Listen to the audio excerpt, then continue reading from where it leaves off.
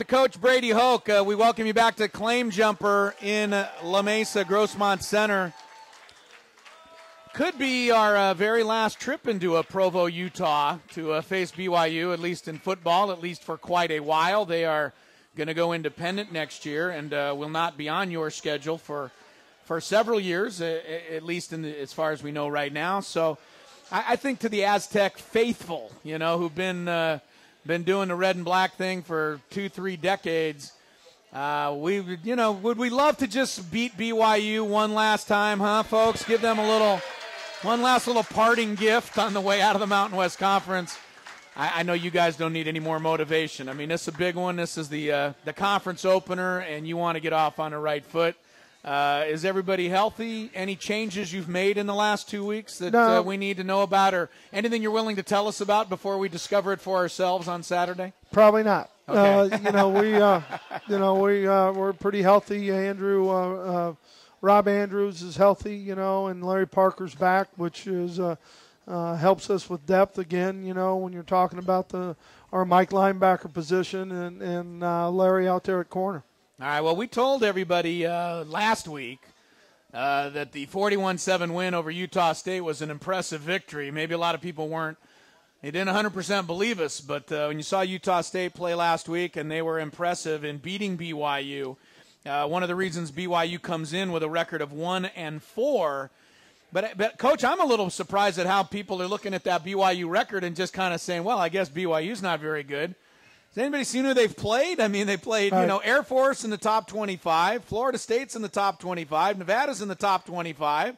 They beat Washington. Right. So I think I even read a headline this week that said something like Aztecs must beware of a trap game, as if you would even remotely think about overlooking BYU. That was kind of ridiculous, to be honest with you. I mean, yeah. How we could ever feel that way or think that way is beyond my reach, believe me. But, they played 3 top 25 teams. Washington beat SC last weekend. And SC, if they were eligible to be in the polls, would, I'm sure, been in the top 25. So they played some good football. The first statistics that don't always tell the truth. They're giving up a lot of yards on rushing defense.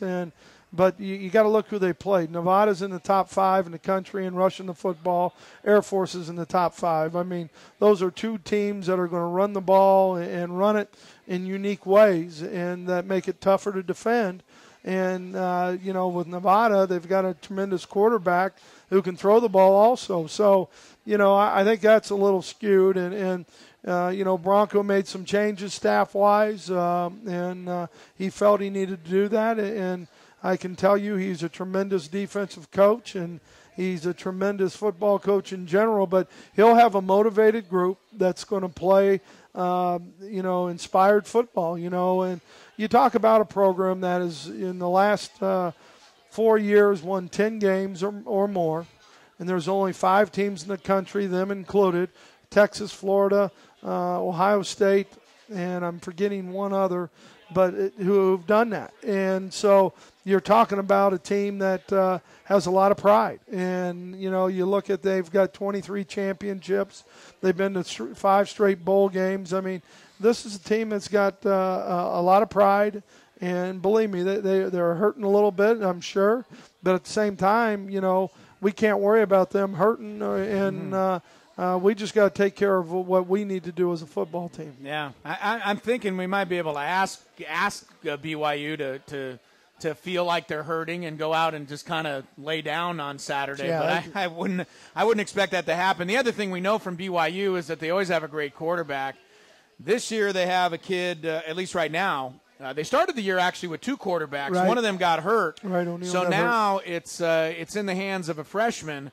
But not just any freshman. The kid who's the quarterback, Jake Heaps, it was the number 1 rated quarterback in the nation coming out of high school last year in Spokane, Washington. Well, so he's a freshman. He's young, but I imagine he's got some skills. Well, he does. He's a freshman who got there in January, went through spring ball. So he's had that, and he's a tremendous athlete, and he's got a great arm, and he can throw the football, very well. He's got good receivers to get the ball to, and he's been impressive. And I'm waiting to listen to the ball in the air because he can make every throw you want from hash mark to the other sideline, and I got a feeling it whistles when it goes by you. Yeah, I watched as much of the Utah State game as I could, and I'm sure a lot of Aztec fans were curious.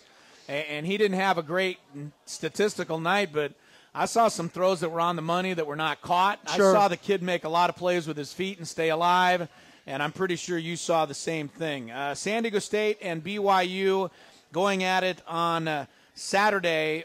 Overall, you got to be excited about the conference. I know you're busy and focused, but now you get Air Force into the top 25. Utah's already in there. Of course, TCU's in there, and Boise State and Nevada are in there, and they're coming into conference next year. Right.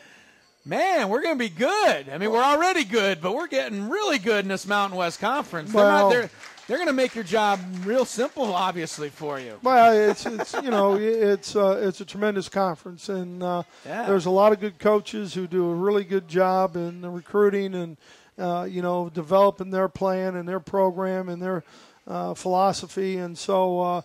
No one said it'd be easy, and we don't want it to be easy. I mean, it's got to be something that's worth working towards and putting all that hard work in. All right, San Diego State looking to go 4-1, try to start the conference season off with a victory, and to get it done at BYU would be very, very sweet, Coach. Good luck on Saturday. Can't wait to see you out there. Thanks, Chris. Appreciate it. All right, thanks to everybody here tonight at the Claim Jumper, Grossmont Center in La Mesa. You guys are outstanding. Whoever doesn't get to make it to Provo, we'll take care of business for you out there. Thanks to Kevin Boyle. This is Kevin Boyle here, by the way.